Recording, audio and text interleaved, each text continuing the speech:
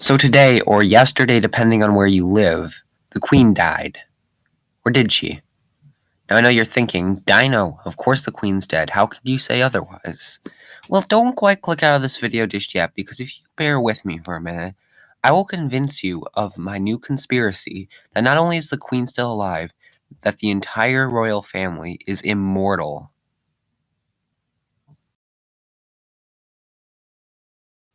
To start with, I want to point out that the royal family has been ruling for literal centuries, ever since 1066 to be exact. Now, the Queen was, and I believe still is, 96 years old. Prince Phillips was 99 when he supposedly died last year. The Queen's mom died in 2002 at the age of 102 years old. In fact, the royal family in general lives longer than regular people, at least as of recently. Multiple studies on this have been done, and indeed, the royal family lives 30 years longer on average than the citizens that they rule. So you're probably asking at this point, what does all this prove? It proves that there's something special about this family in particular, which also happens to be the family that has ruled for nearly 1,000 years. Wouldn't it make sense that if they are indeed special, that they were also destined to rule forever?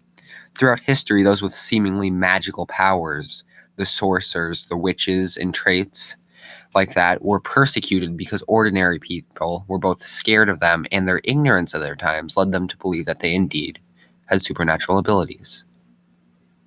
I know you're thinking, Dino, you idiot, why are you saying that science can explain everything, and you still think that the royal family is immortal? It's called genetics, you hypocrite. Get a brain, you moron.